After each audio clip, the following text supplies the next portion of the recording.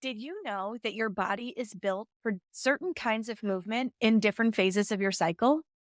Knowing how to move your body in meaningful ways throughout your menstrual month affects your hormones, your energy, your immune system, and more.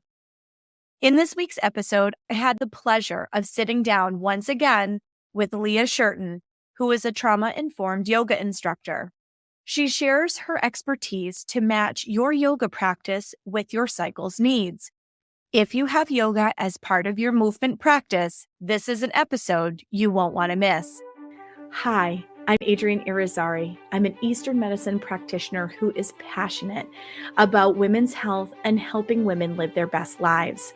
My goal is to put you in the driver's seat of your menstrual health, offering period solutions for a symptom-free life. Statements made in this program are for educational purposes only and not intended as a substitution for medical consultation or advice. We do not claim to diagnose, treat, or cure any diseases. This podcast is inclusive and welcomes all gender identities. The focus of the program is on biological function, and we will use the term women throughout, but it is referencing physiological and social challenges for biology, not identity. Come as you are, I am happy you're here and welcome all performances of identity. I hope you find something helpful in this show. Welcome back to another episode of Reproductive Rebel. I am so excited today to have yet again the incredible Leah Shirton on the show. If you weren't able to join us for our previous conversation, check out the podcast episode Trauma and Informed Consent with Leah Shirton.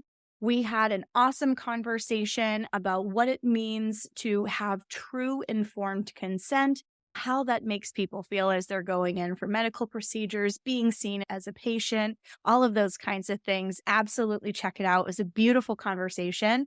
And I said at the end of that episode, we were going to have a round two. So here we are. Thank you so much for joining me again on the show, Leah. Thank you. Yay. I'm so excited to be back. I'm just reliving the last episode and how much fun it was and just talking about how seamless and easy it all came to have that conversation. So really happy to be back. It was a beautiful conversation. And like I said, if you guys haven't checked out that episode, I would highly recommend it. It was a beautiful conversation. And Leah is a trauma-informed yoga instructor for anyone who doesn't know about Leah's background. And one of the things that drew me to Leah, I found her on Instagram actually because she had this awesome reel that was looking at movement in different phases of the cycle. And so for any of you who've been following the show for a while, you know that last year I did a show on Move with Your Cycle, and I interviewed Rock Hancock, Move Nat Madison. He came on the show. We were talking about things from a weightlifting perspective, strength and conditioning training, and matching that kind of movement with the energetic and hormonal demands of your cycle throughout the cycle. So when I saw Leah's perspective on everything, I'm like, oh, I have a lot of people in my community that do yoga. This would be such an incredible conversation. So I'm really excited Leah is joining me today, and we are going to talk about exactly that. So her expertise is in yoga. She does a lot of her work matching movement with what the body is asking for, whether that is from a cyclical place, whether that is from a movement place, an informed consent place. Like she really meets the body where it's at with this beautiful work that she does. So I'm going to let you talk about it a little bit. Can you tell I'm a little excited that Leah's back to visit today? Yes. So, oh man, this is a topic that gets me very excited. It's interesting because it's not one that it's not a practice or a style or modality that I was even familiar with until a couple years ago, 2-3 years ago. After I finished my 500-hour teacher training, it was pretty much still the middle of the pandemic, and I was just like hungry to learn. I wanted to take all the trainings. I just wanted to like hunker down in my office and just take every single certification or get every single certification out there. So after that registered yoga teacher training, I took a yoga for women's health training with yoga medicine. Yoga Medicine's a really incredible company. They do a lot of trainings for teachers surrounding mental health and nervous system, anatomy, trauma-informed yoga, different ailments and physical, contraindications in yoga and things like that. So once I saw that they were offering this, I was like, well, this sounds incredible because not only can I share this with my students, I feel like I'll learn a lot about myself and my own body in the process. So signed up for that training. It was about a 30-hour training. I dove into the whole thing. It was self-paced and I just kind of like tore through it and then just lived through my notes after that and tried to practice it, individually on my own as much as possible after. But it essentially was a yoga for women's health training from a TCM or traditional Chinese medicine perspective. Oh, that's So, awesome. oh, it was so awesome. Eye-opening to say the least. So a lot of it at the beginning was just learning about what TCM is, what the philosophy is, learning about how human beings are so intrinsically connected with nature and the elements, how there really needs to be a balance of chi or life force energy throughout the body, yin, yang, all of these things that like I'd kind of heard of here and there through things like acupuncture, yin yoga, even just like traditional Chinese medicine herbs and things like that. But I had never really dove into any of it to learn more. So the fact that this was kind of the foundation of this training felt so right for me because it wasn't taking it from a Western medicine perspective. It was using Eastern medicine, philosophy and principles. So Mhm. that's kind of where it started. And then it just got into learning about each of the phases and how you can sync movement with those phases, but more importantly, learning about what's actually happening through the body or in the body through those phases, because that's important to know first, right? Like why we're moving this way with this phase, et cetera. So yeah, there's a lot to unpack there, but it's really, like I said, eye-opening once you learn how to kind of tailor your yoga practice or your movement practice to the 4 phases of your cycle. Life-changing. Absolutely. Tailoring all kinds of movement and the pace of your life in alignment with the 4 phases of your cycle is a total game changer for your immune system, for your sleep, for how strong you feel, how rested you feel when you wake up. If you've been following along, you'll have been through that little mini series that I did at the beginning of the year where we looked at body literacy 101 in one of the first episodes of this second season of this show. And each episode after that, we did a deeper dive into, well, what's actually happening in your body during menstruation, in the follicular phase, at ovulation, in the luteal phase, and what does that actually mean for you? If you haven't had a chance to check out that series of episodes, these would have been from season 2, episode 2 through the end of this body literacy cycle. I would highly recommend checking them out. It's going to make some of this conversation that I'm having with Leah make a lot more sense if you're not super spun up on the nuts and bolts of how things are working inside of your body during the month. But let's talk through the phases though, Leah. So from your perspective in the work that you do, let's talk about, what does menstruation look like in terms of practice? Yeah. And I'm so glad that you have these past episodes that people can go back and listen to and review and get like some base knowledge because, yeah, a lot more of this will make sense. And it'll also kind of hopefully be maybe that like last finishing piece to add to whatever you're going to do next. But yeah, so in the menstruation phase, as far as from a movement perspective, I will talk about like kind of just a little bit of what happens. Like I said, like you mentioned, people can go back and review or do their own research, but I'll talk a little bit about what happens in each and then the yoga style that fits best and why that particular style fits best. So we'll start with the menstruation phase because, of course, that's the one that we all love so much. It's such a treat. The one that kicks off our month. Exactly. It's definitely a month kicker. For some people. Yeah. So the menstruation phase is day 1 of our period, right? Approximately the first 5 days of our cycle. So some people's periods are significantly shorter, some are significantly longer. When we say average, that is, the average for most people, but really we all are on our own journey here. So it's approximately the first 5 days. So this is the shedding and elimination phase. Obviously we are shedding blood. We're clearing out the endometrium, which is the lining of the uterus, getting ready for fresh growth. Our follicles begin to develop, circulation increases, all the things. So many things happening. There's a reason why it can cause a little bit of discomfort. Just hearing those few things that happen, it's understandable that we don't feel our coziest and our happiest during this time of our cycles or this phase of our cycle. So what we want to concentrate on during the menstruation phase is moving blood. There's a few different ways that we can do that. I'm not going to go too crazy far into TCM, but blood stagnation is something that can cause or something that can exacerbate fibroids, endometriosis, adenomyosis, any kind of issues with pelvic pain. If we're not moving blood in a gentle and safe way, when we're getting that stagnation, it's definitely going to lead to a little bit more pain.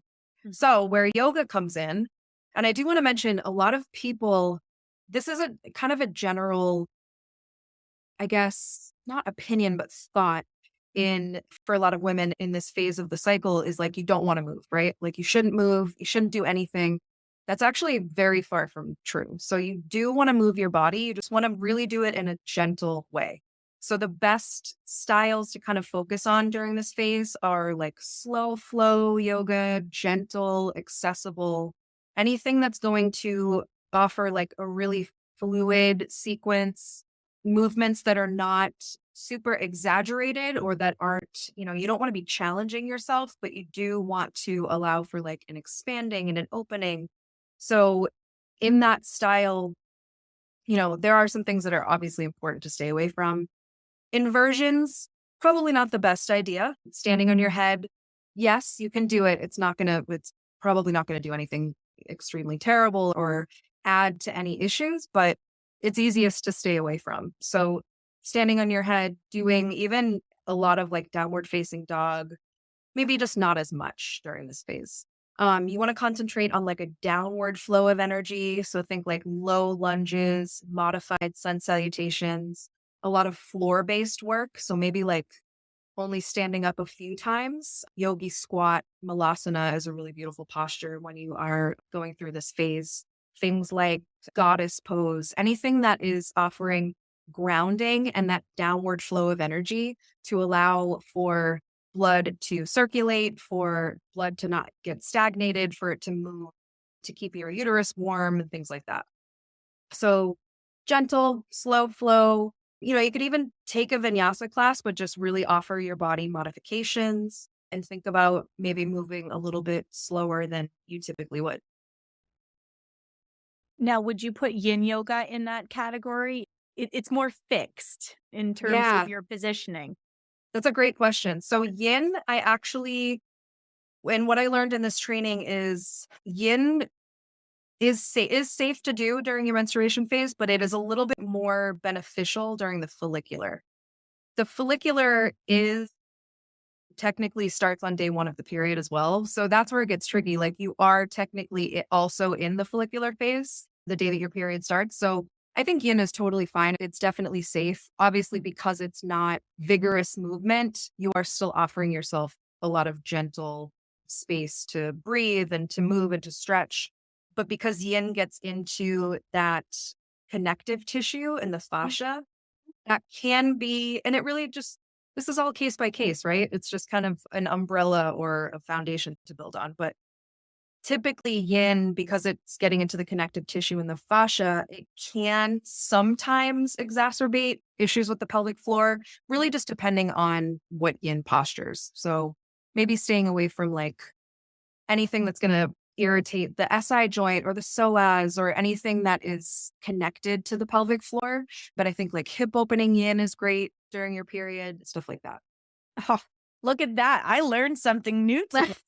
Yin has been one of my go-tos during my menstruation phase, and that is really good to know. I wonder if this is why I'm having issues with my psoas. Oh yeah, the psoas is a sneaky, sneaky little muscle. It's not actually a little muscle, it's huge, but oh my God. I feel like a tight psoas has contributed to a lot of my problems, to be honest. So yeah, I think yin is an absolutely beautiful practice while you are menstruating, but just focusing on specific yin postures and maybe staying away from some other ones. Awesome. Wow. I learned something new today. I love that. Yay, we're learning. I love that. So now in the follicular phase, so to transition into that next phase, you were saying that yin, once you're out of your bleeding days, though, might not be a bad place to go. Yes. So follicular phase, like I'd mentioned, it actually starts day one of your period. So essentially you're in menstruation and follicular together for as long as you are bleeding. It ends the first day of ovulation. So follicular is actually our longest phase. So that's something that kind of, keeping in the back of our heads can kind of make sense as well. So follicular is our nourishing phase. We're nourishing and invigorating blood. We want to take time for a little bit more stillness and introspection. The development of the endometrium is coming back. Development of follicles is increasing exponentially. So our bodies are doing probably almost a little bit more work during the later half of the follicular phase than it even is doing during the beginning of follicular phase when we're menstruating. So it's such a crazy thing. I never knew the follicular phase technically starts on day one of the period. Had no idea. Thought they were all very separate things, but they really do have such a connection to each other and some overlap too, which makes sense. So so yin is a beautiful practice during this phase, restorative. Think of follicular as like the springtime of your of your reproductive cycle. It's really when everything is, our bodies had just gone through really kind of a little bit of trauma when we're menstruating. So this is when we're like giving ourselves time to get back to where we want to be. So this is like the beautiful, soft, gentle transition back to maybe more vigorous movement, more challenging movement. So we want to do a little bit less with our energy output. It's a great time for intention setting. Think of like, all of those things you do during like your new moon rituals. Great stuff to do during the follicular phase. A really strong focus on breath work. I didn't mention that during the menstruation phase. That's a great time to focus on some breath work too, especially like diaphragmatic breathing. But follicular restorative yoga. Oh my goodness. All the hip opening restorative yoga. Do it.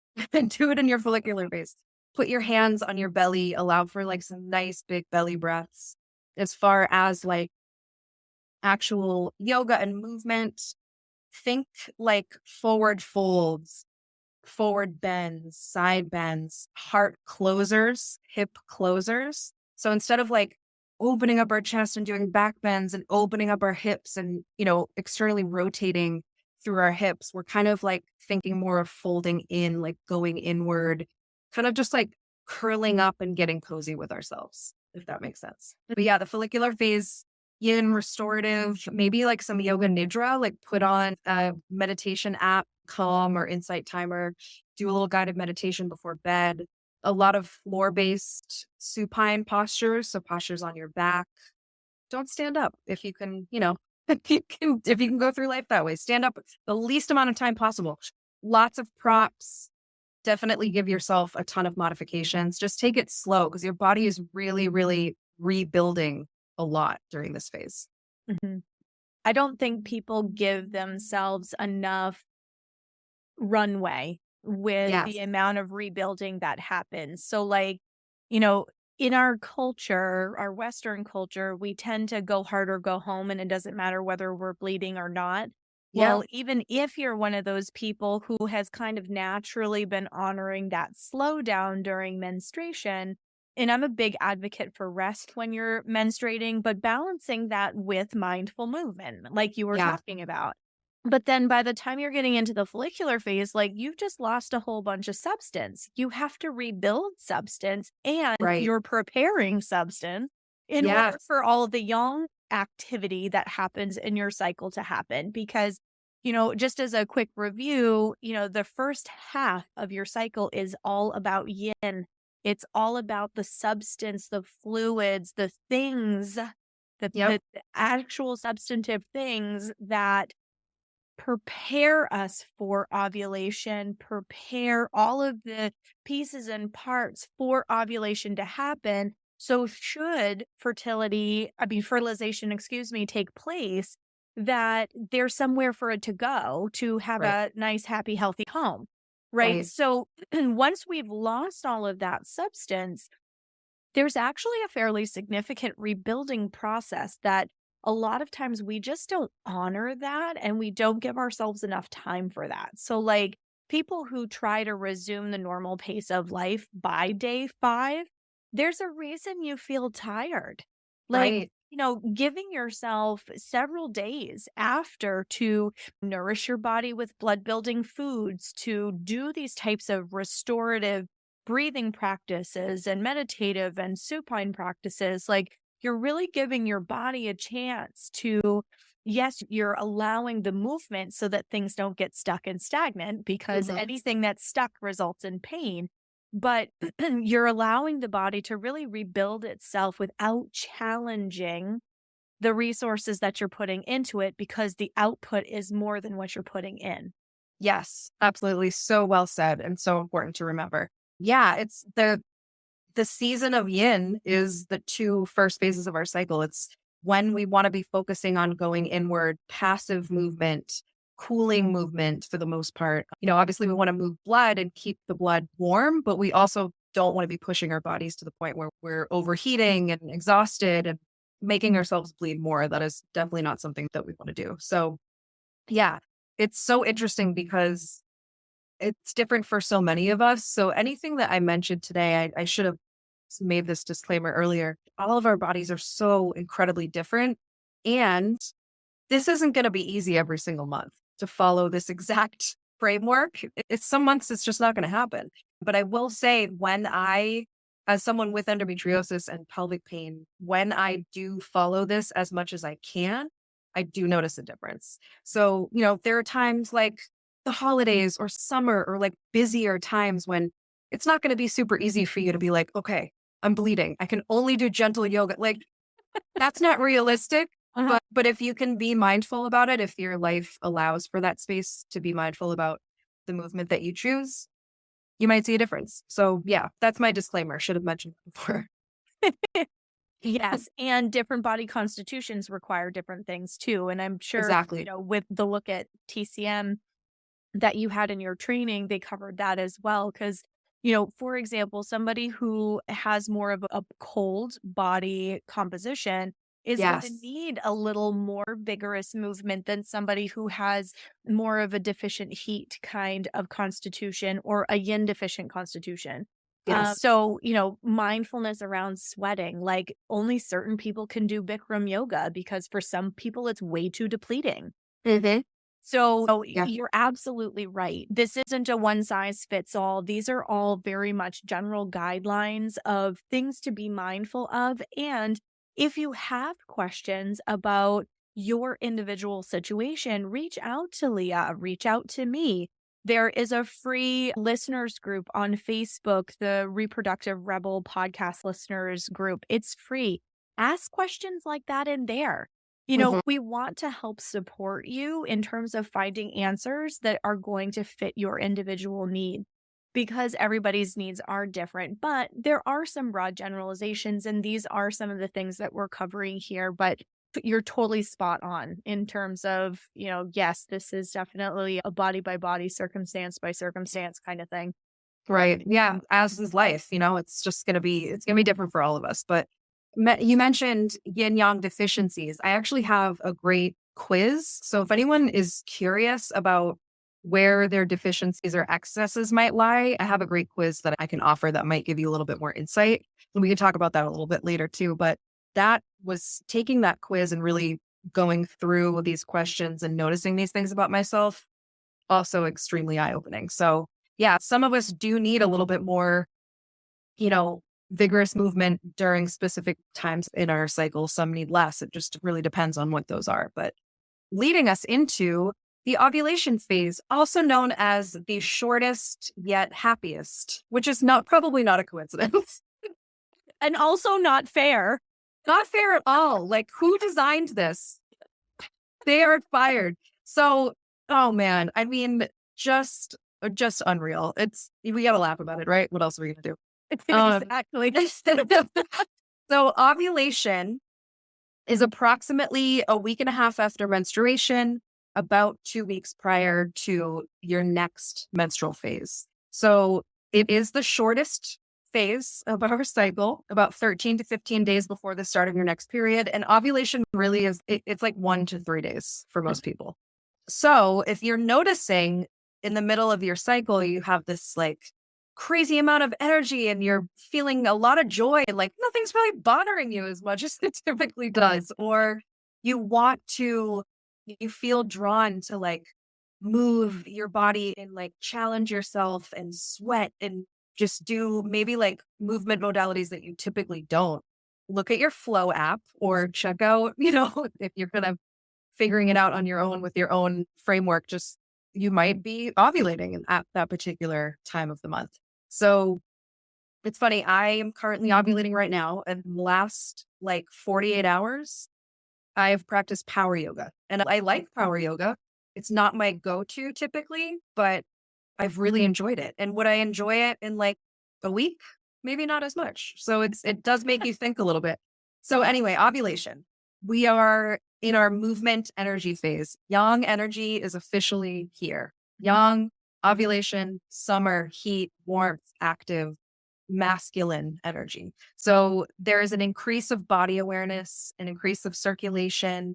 Typically, again, this is when we feel our best. We're energetic, we're motivated, we feel inspired, we want to try new things and think outside the box. So this is a great time at energy. Just like take advantage of it. So we're encouraging heat building, moving chi throughout the body, which again is that life force energy, that energy throughout the body. Vinyasa and power are great styles here. Rapid movements to spark that yang energy, full body sequences, full sun salutations, flow classes, but maybe like faster flows. So not a slow flow, more of a traditional vinyasa, ashtanga, power, heart openers, twists, stand on your head as much as you would like. Do all those things. I mean, it's such a great time to feel, like you're most alive with movement and just like go for it. So it's also a really nice time to just like genuinely do whatever feels really good. Our faces actually get more symmetrical during that time frame, and we're more Really? we do, because it's all about Wow. attracting a mate. Oh my, that makes so much sense. That's Right? so crazy. So anybody who needs to have headshots done for work, wait until you're in your ovulation phase. That is invaluable advice. Wow. I had no idea. Yeah, we feel like doing these kinds of power yoga, we have lots of stamina and energy and those types of things. We're also more extroverted. Our Yeah. faces are more symmetrical. Like our bodies are saying, hey, I'm ready to have a baby. Whether that's your goal or not, that is biochemically what's happening in your system right then. So there's a Wow. reason why you have that big burst of energy too. So I just think that's really funny. Wow. That makes so much sense. Everything seems to fall in line when we're ovulating. Everything's just wonderful. But I will say, that being said, on the flip side, a lot of women have a really difficult ovulation phase. Ovulation can be painful for a lot of people. I have a friend who also struggles with endometriosis, and she actually feels just as much pain as she does during her menstrual cycle or her menstrual phase, when she's ovulating. So that's something that we need to say as well. I don't want to make it sound like it's flowers and sunshine for everyone. Again, we are just kind of going back to like averages, right? Like what the average person might experience. But please know, if your ovulation phase is not sunny and puppies and rainbows and sunshine, you are not alone. Well, and also a little note about that as well. I'm glad you brought that up, because when your ovulation phase doesn't present like sunshine and puppies and rainbows, then it actually speaks to an imbalance that's going on inside of the body, because ovulation is a Jing event. So Yes. if there isn't enough energy, enough chi for this event to take place, some women can have worse PMS symptoms and pain and difficulty around ovulation than they do around their period. And it actually speaks to part of the body that needs more nourishment and needs more support. Yes. So it's your body's way of waving a flag and saying, hey, sister, I need a little bit more help in this particular area. So Absolutely. just to put that out there too, if you're looking to create a little more ease in that phase of your cycle, I think it's really important to know that while you may not be alone, it's also not something to normalize either, because it's your body's way of trying to communicate in a loving way. And it may not feel loving at the time, but in a loving way, and saying, hey, I need a little bit more support here. Yeah, absolutely. Yeah, I think that's so important to note. I'm glad that we brought that up because it's so different and we don't all have the same lived experience. So, yeah. Leading us into the luteal phase, which is, fun fact, actually two phases in one. There is a early luteal and a late luteal. After ovulation and before our next period is the luteal phase, but the early luteal is real close to ovulation. The late luteal is essentially PMS, which we all know and love. So early luteal progesterone is high. Smaller peaks of estrogen means your energy is still high from ovulation. The late luteal progesterone levels start to drop. So if a pregnancy doesn't occur, this gets us ready for menstruation. So basically, if ovulation does not lead to pregnancy, we're going to get our period again. So our body's getting prepped for that next round. So we all probably can relate to this in our late luteal. We can feel irritable, moody, achy, some bloating and cramps start to come into the mix. We're a little bit more lethargic. We have some crazy cravings. Let us have the chocolate and the ice cream and we will go nuts. It's just natural. So yeah, so late luteal is basically PMS. So I like to kind of split the movement between both parts of the luteal because they are essentially one phase, but they're so different and there is such a different need there.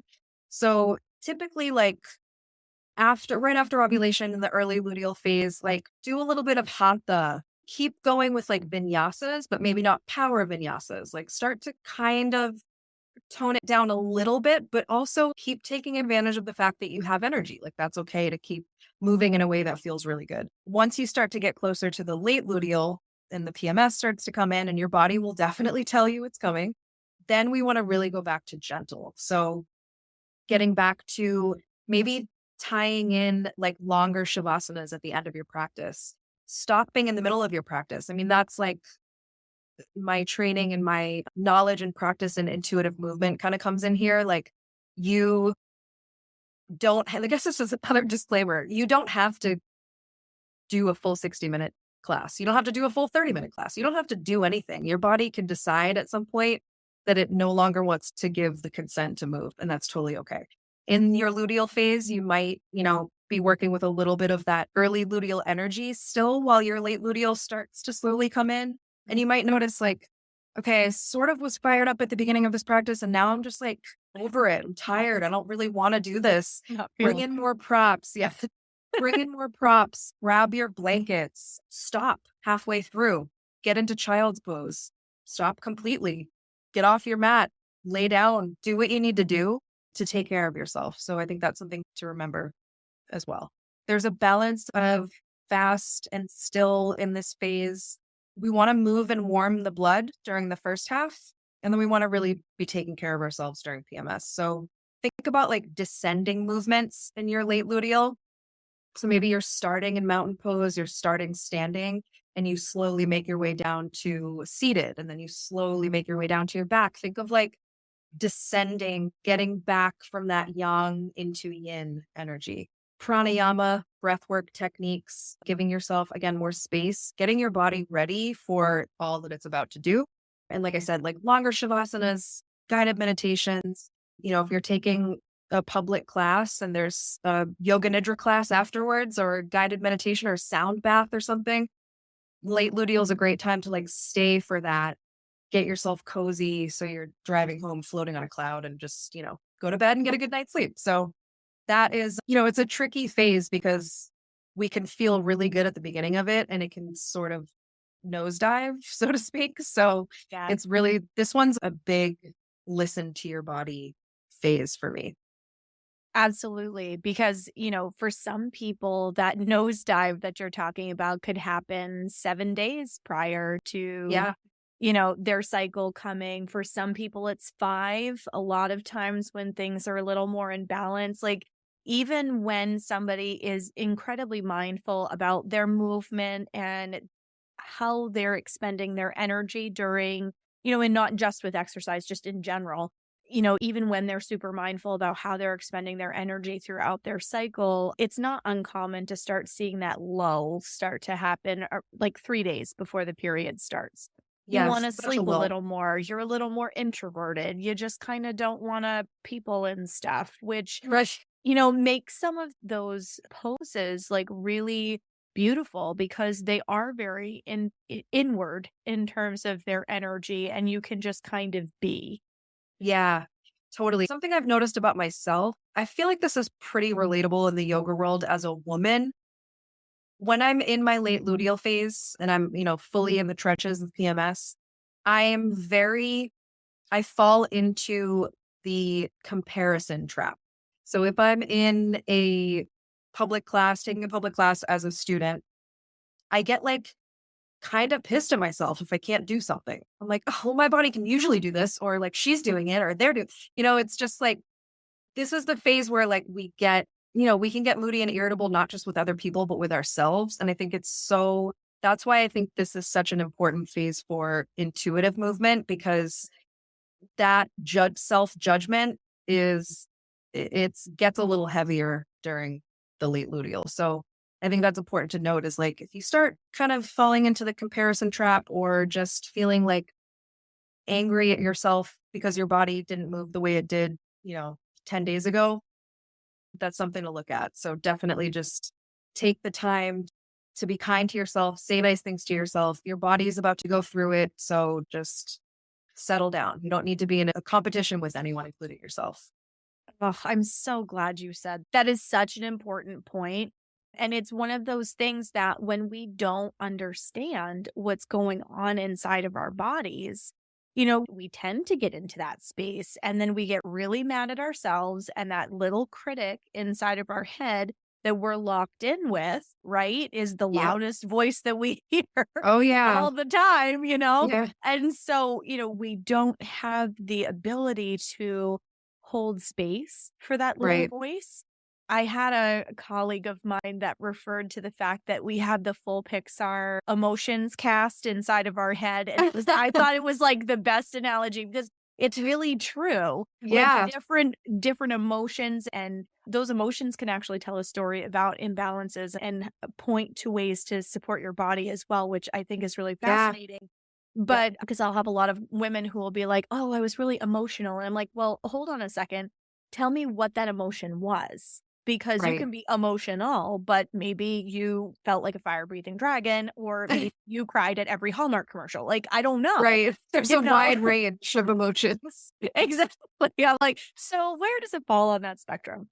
Yeah. And so, that tells a story about what's going on inside your system. But, to your point was such an important one. And I'm so glad you brought it up because we are stuck in our bodies with that little inner critic. And the critic gets a lot louder in this late luteal phase. Yes. We can get very whether it is with your yogic practice or in general, like all of this, spirals out into life, right? It's really important to honor that voice. Absolutely. There is so much to be said for just if you're in the act of moving when these thoughts come up. There's so much to be said for just like stopping. We live in this society and this like movement and fitness world where it's like if you start, you get to the end. There is an end. You have to, there's an end result. You got to get to it. This is the phase where like I want to smash that. I want to throw it off a bridge. I'm so over that mentality. And this Yeah. is a phase where your mind will naturally kind of go in that direction. Like you have to finish, you have to do this, it has to look this way, it has to be this amount of time, it has to be this style. And I think it's just sitting with that and recognizing that your thoughts aren't real. They're just thoughts. They're not reality. And just, yeah, for me, it's a real tricky emotional time in my cycle. And I just wanted to mention that because I feel like as women, it's pretty common to just have that, like you said, inner critic kind of come out when you're PMSing. And as it relates to movement, just don't listen to it as much as you possibly can. That's a great time for child's pose. Just get into child's pose on your mat. Let everybody around you do the crazy stuff. Take a minute for yourself to just come back to center. That's so important. I love that. I love that. Such an important point, my friend. Well, I want to be sensitive to your time because I know you're a busy lady. So how can people find you? Yes, thank you. So I am on Instagram at happy.body.yogi. That's pretty much the only platform, I guess, that I'm on. There's so many of them, and I know maybe I should be on more, but Instagram is me. That's where I'm at. Definitely feel free to reach out anytime. I love chatting to people on there, and I love when people reach out and, tell me their stories or ask me questions, and we can get into like a real long chat. Feel free to give me your number. I'll ask you for your number. Let's take it to, whatever level it needs to go to. It brings me so much joy and fills me up to actually help people in this way. And I hope that resonates. But yeah, that's where I am. Oh, absolutely. It totally resonates. And I knew I loved you from the moment I found your reel. And Same. And, the more we talk, the more I love what you do. I love the beautiful energy that you bring to it, the wisdom that you bring to it. And I'm so grateful that you brought the wisdom back to the show today. We may have to do this again because I know there's tons of topics that we could talk about with our mutual backgrounds. Yes. Thank you so much. Yeah, this kind of work fills me up, and I just love talking with people like you, like-minded people who where we feel a purpose and we're trying to live it and get the word out about all these things. And honestly, let's be real. Being a woman is not easy. It's not, it's just not. And that's okay. And we are here to support each other. Ultimately. Absolutely. Yeah. A rising tide lifts all boats. And that's exactly why this program exists, because, just the piece where you were talking about the difference between the early luteal and the late luteal, like a lot of people don't know that kind of thing. And it absolutely changes the frame in terms of how you feel about yourself, how you feel about your work, the way you engage with people around you. Like once you understand, oh, this is why I feel this way, you feel less shame around it. You're able to work through it. You're able to communicate your needs better. Like it changes the game. So I'm so grateful for the work that you do and that you join me again on the podcast. If any of you would like to talk about this episode or other episodes, please join us in the free Facebook group, the Reproductive Rebel Podcast Listeners Group. There is a link in the show notes. And as always, thank you so much for joining us. If you are interested in learning more information about the basics around your cycle, be sure to check out our course, Body Basics, in the Tao of Women Institute. If you already know these basics, but are looking for a little bit of a deeper dive into the energetics and seasonal changes that take place inside your body, not just outside the window, you will want to check out our course, Not Your Mama's Menstrual Course. Both of these are incredible supports to this beautiful conversation that I had with Leah today, and will serve you in terms of planning your work and your play to the best of your ability around your cycle.